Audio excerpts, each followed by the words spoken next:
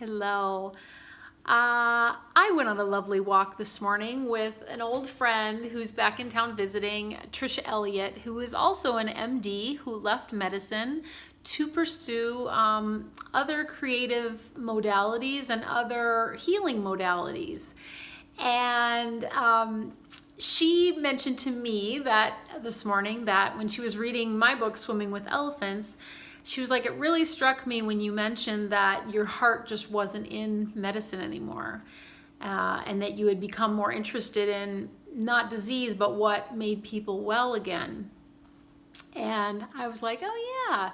And I was just thinking what a powerful reflection that was, that my heart wasn't in it. And same thing happened to Trisha, that her heart was no longer in her practice.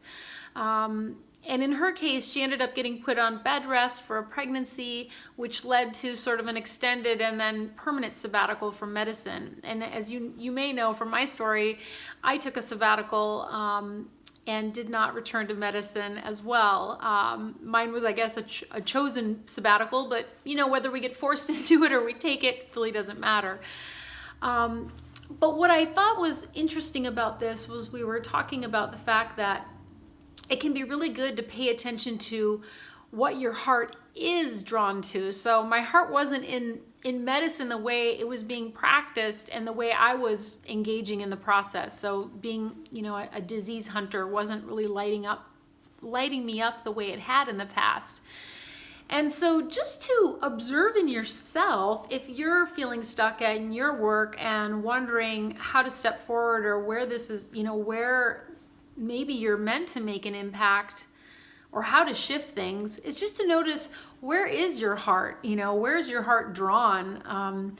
Maybe there are parts of your job you absolutely adore, and if you can focus on those things, it will bring more joy to your daily practice.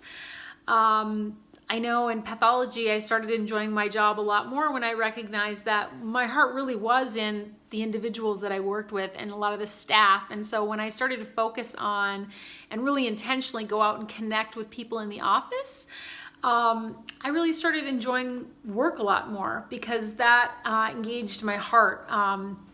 When I focused mostly on disease identification, it was a lot harder. And maybe your heart is being drawn to something unusual, writing, painting, reading mystical poetry, playing music that you never imagined you'd enjoy. Whatever it is, your heart is being drawn to, you know, to pay attention to that. And Trish and I both said that how one thing that had brought so much more joy into our lives, each of our lives, was really just paying rapt attention to what was going on. So even if you can just bring some awareness to, we know what we don't like, you're probably fully aware of the things that you don't want to deal with at work or that are really uncomfortable, but noticing where is it that your heart is drawn, and then seeing if you can prioritize those things or do more of them with intention, do it more often with intention, and see if that doesn't bring you to a place of more clarity, more enjoyment of work. So anyway, sending big love to all of you who are in healthcare and looking for a way to find deeper meaning in what you're doing and more joy and satisfaction in it, because we need you.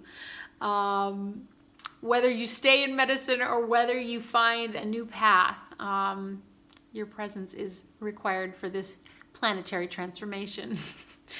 Thank you for watching, and please message me with any comments or leave a comment and let us know what else, or let me know what else you would love to have addressed here. Thanks for watching.